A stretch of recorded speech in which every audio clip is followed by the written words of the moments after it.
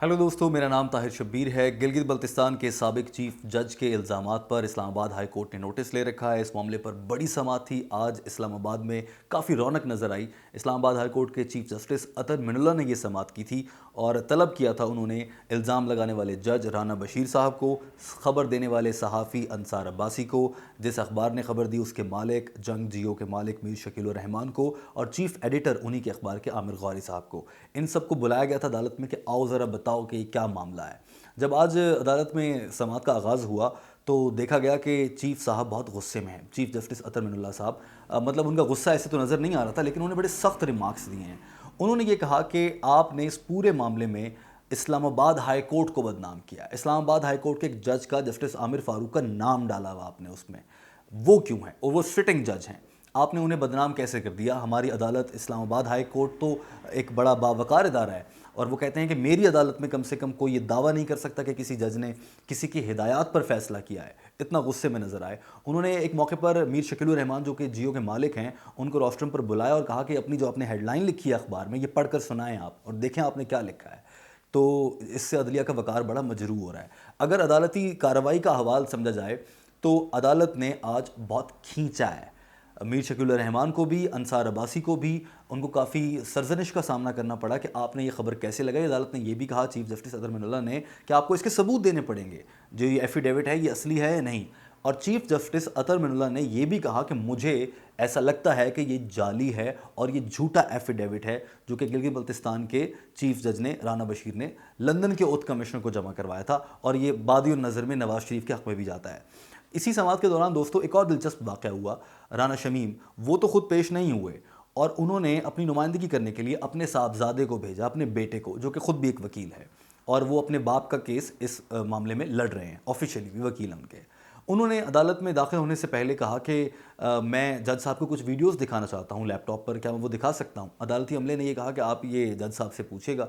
दौरान समाअत उन्होंने शायद पूछा नहीं या उनको इजाज़त नहीं मिली। उसमें कौन से सबूत हैं वीडियो के जो वो दिखाना चाह रहे थे, नहीं मालूम। मगर जज साहब ने पहला सवाल तो उनसे ये किया कि आपके वालिद साहब कहाँ हैं? वो खुद क्यों नहीं आए, जिन्होंने ये इल्ज़ाम लगाया, जिन्होंने ये पूरा मामला छेड़ा है इतना बड़ा, वो कहाँ रह गए? तो उन्होंने बताया कि वो आरिफ वाला से कल ही इस्लामाबाद पहुँचे हैं और वो थकावट के बायस आराम कर रहे हैं, तो अदालत में हाजिर नहीं हो सकते। और साथ में उन्होंने ये भी कहा कि उनके बड़े भाई का या छोटे भाई का इंतकाल हुआ है, जिसकी वजह से वो सदमे में भी हैं, तो वो अदालत में पेश नहीं हो पाए। अगली समाअत पर मेरे वालिद साहब सबूतों के साथ पेश हो जाएंगे, इसकी मैं आपको यकीन दहानी करवाता हूँ। अदालत ने ये सब सुनने के बाद समाअत को 26 नवंबर तक मुलतवी कर दिया, और आइंदा समाअत अब 26 नवंबर को होगी। और अदालत ने तौहीन अदालत की कार्रवाई का आगाज़ भी कर दिया है इस पूरे मामले को लेकर।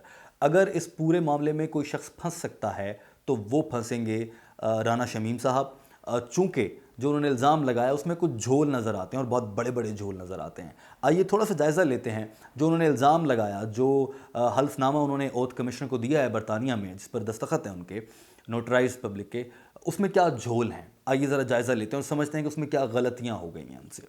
सबसे अहम पॉइंट अगर देखा जाए तो उस हल्फनामे को उसी नोटराइज पब्लिक फर्म ने उस पर नोटरी पब्लिक की स्टैंप लगाई है लंदन की, जो नवाज शरीफ की मेडिकल रिपोर्टों पे ठप्पे लगाता है।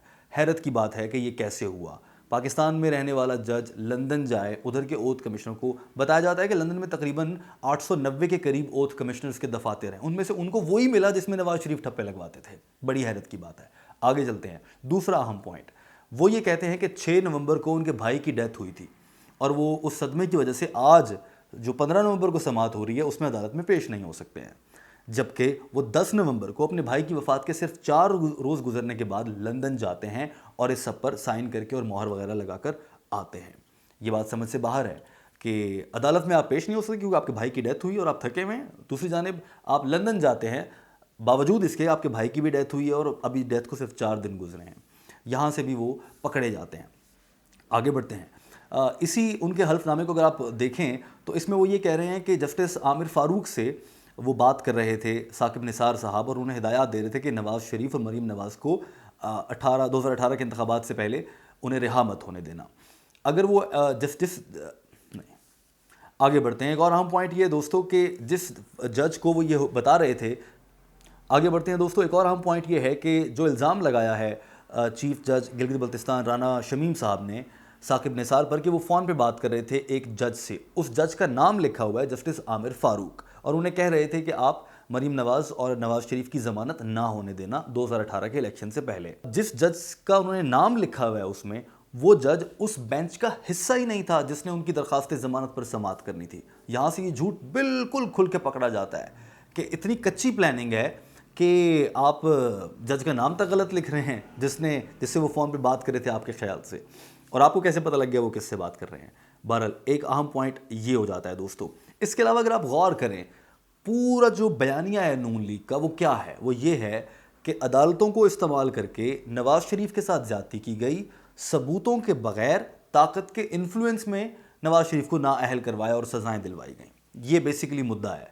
اگر آپ اس ایفیڈیوٹ کو غور سے پڑھتے ہیں تو اس میں جو کہانی بیان کی گئی ہے اور جس آرڈر میں بیان کی گئی ہے، لگتا یہ ہے کہ بس صرف یہ بتانا ہے کسی طرح سے جو بیانیہ نون لیگ کا ہے وہ اس میں چھلکتا نظر آتا ہے۔ ایسا کیوں ہے کہ الزام لگانے والے جج کی لینگویج بالکل میچ کر رہی ہے اس بیانیے کے ساتھ جو نون لیگ کا اپنا سیاسی بیانیہ ہے؟ یہ کیسے ممکن ہے؟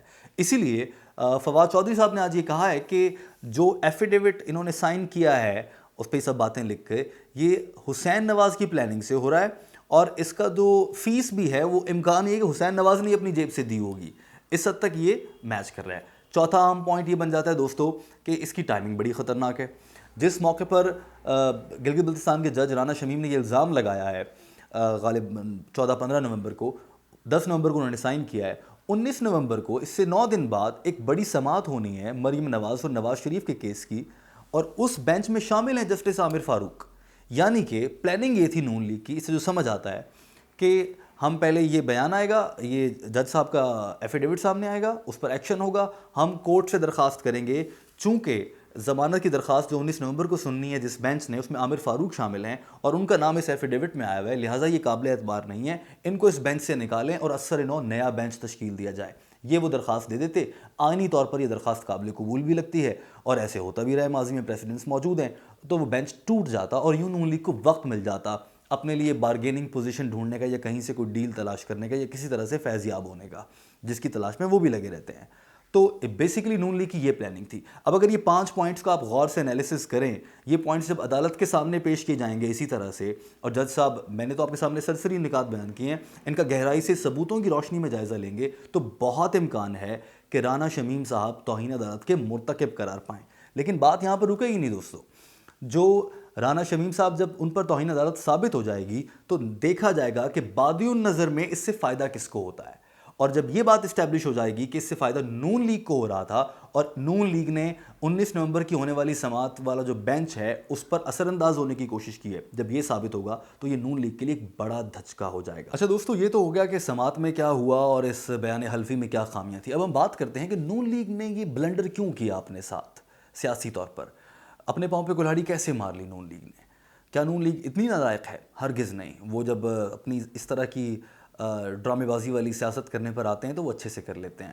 اس میں ایسا لگتا ہے کہ ان کو کہیں سے یقین دہانی تھی کہ بس تم ایفیڈیوٹ نکلواؤ، باقی ہم سنبھال لیں گے، اور تم دیکھنا تمہارا یہ سارے کیسز ختم ہو جائیں گے، واپسی کا راستہ کلیئر ہو جائے گا، خان داغدار ہو جائے گا، اور آپ پر جو داغ لگا ہے کرپشن کا وہ دھلنے لگے گا۔ تو نون لیگ نے اس یقین دہانی میں آ کر ایسا کر دیا، مگر جنہوں نے نون لیگ کو یقین دہانی کرائی تھی انہوں نے نون لیگ کو دائیں ہاتھ کی دکھا کر بائیں کی ماری ہے، اور کیس سیدھا گیا اسلام آباد ہائی کورٹ میں، آدھے گھنٹے کے اندر نوٹس لے لیا گیا یہ خبر سامنے آنے کے بعد، اور جس کورٹ میں کیس گیا ہے اس کورٹ پر کوئی شخص عدلیہ کا کتنا بھی مخالف ہو اس عدالت پر سوال یا انگلی نہیں اٹھا سکتا۔ اسلام آباد ہائی کورٹ، جس کے چیف جسٹس عطر من اللہ ہیں، کیونکہ وہ بہت ہی اصول پسند ہیں، ان کے آپ مختلف فیصلے اٹھا کر دیکھیے، نہ وہ سیاسی ہوتے ہیں، نہ وہ کہیں پر کوئی غیر ضروری سیاسی ریمارکس دیتے ہیں، نہ کسی کی خواہ سرزنش کرتے ہیں، نہ اپنے آپ کو ہیڈ لائنز میں دیکھنا پسند کرتے ہیں، وہ صرف اور صرف انصاف پر یقین رکھتے ہیں۔ اور آج کی سماعت میں انہوں نے بار بار یہ بات کہی ہے کہ میری عدالت کا ایک جج نکال کے دکھا دو جو کسی کی ہدایات پر فیصلے کرتا ہو، تو پھر میں آپ جو سزا دیں وہ ہم بھگت لیں گے۔ تو جج صاحب نے دیکھا جائے تو اس عدالت میں جا کر نون لیگ کو پھینکا ہے فیصلہ یا پلاننگ کرنے والوں نے کہ وہاں پر نون لیگ پھنس کے رہ جائے گی، اور اس پورے کیس میں دیکھا جائے تو بادی نظر میں نون لیگ پھنستی ہوئی نظر آتی ہے۔ پھنسانے والا کون ہے؟ جنہوں نے آسرا دیا کہ آؤ تمہارا ماحول بنا رہے ہیں، اور انہوں نے ماحول الٹا ان کا خراب کر کے رکھ دیا۔ اور پھر یہ سب ہونے کے بعد اس سب پر جب عمران خان صاحب کے سامنے یہ خبر گئی تھی، ایک اجلاس کے بیچ میں کچھ وزراء نے کہا کہ رانا شمیم کا اس طرح سے بیان آیا ہے اور یہ ہے وہ ہے، تو خان صاحب نے اس کو سن کر مسکرائے اور صرف اتنا کہا تھا کہ اس میں نون لیگ خود ہی پھنسے گی اور وہ ہونے جا رہا ہے۔